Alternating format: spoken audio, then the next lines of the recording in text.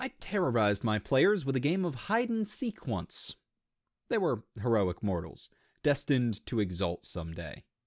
The group Thaumaturge was trying to summon a blood ape to negotiate its service as a bodyguard during diplomatic talks with an untrustworthy beastman tribe. Thaumaturge had done this trick before, but this time around the player was overly confident and rolled without channeling willpower.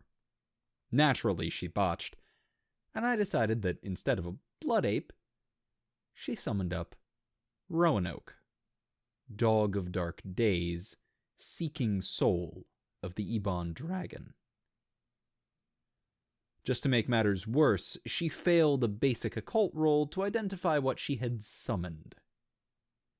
Knowing nothing but what the demon itself volunteered. They never saw it manifest, only saw it as a canine shadow on the wall with too many limbs and a mouth that seemed to split its head in half. The demon told them it would count down a week of seconds in which they had to run and hide. Then, it would come for them. The group diplomat managed to negotiate the count up to a year, which I nearly exalted him for on the spot, and they got the hell out of there. The game went on. There were diplomatic missions and a war to fight, and the first exaltation with others soon to follow. The players eventually forgot the whole thing. But I hadn't. I was counting the days. It finally happened at the moment of their greatest triumph. They'd united and led rival groups into a stand that had checked in advance by the 10,000 in their small corner of the world. There was more fighting to be done, but for now they had assembled in the throne room of the kingdom who had first enlisted their aid as heroic mortals. Now they were exalted, lords of creation, praised and worshipped. The Eclipse had even been named heir to the throne. They were just settling in for a nice relaxing scene of diplomacy and seduction and honor duels when a voice echoed through the throne room. Ready or not, here I come. They were not ready. They defeated it, eventually, but not before it had nearly killed them several times over. The players didn't realize what was going on initially, or even ask me questions. Their mistake. They just thought it was something to do with the 10,000 plotline. So, after the party, they did what had become routine, and split up to deal with different situations, which meant none of them had the support of the others when the demon found them.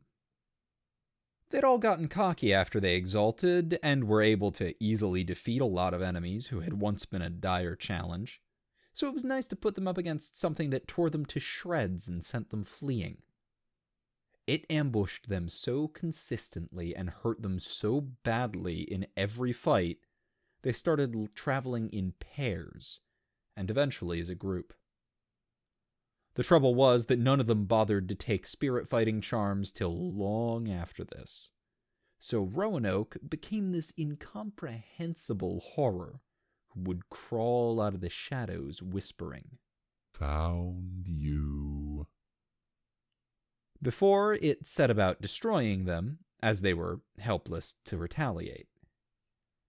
They finally decided to play the game and hide, and cut a deal with a somewhat friendly fair folk court to hide in a wild-tainted demesne and leave a trail of breadcrumbs for the demon to follow. Once it was there, of course, the situation shouldn't have changed all that much for them. But I took pity and set it up so the fair folk shaped their little pocket of insanity so that the rules of the game changed, and Roanoke hid while they sought. He hid well, but they found him. And once they found him wanting. Thanks for tuning in to another tale as told by Cloak and Dagger Narrations. If you enjoyed the story, Please feel free to show it with a like or a comment, and throw a subscription my way to hear more. Or, if you'd like to help support the channel and keep these stories going, you can consider flinging money wildly in the direction of my Patreon. Or, check the paypal.me link for a one-time money flinging opportunity. If you want something in return for your money flinging, apart from the sultry sounds of my voice, there's a Teespring link down in the description. Wear the logo and send more people here to join you in money flinging. Or, you can check the Drive-Thru RPG affiliate link to pick up some rulebooks and start making stories of your own. Thank you.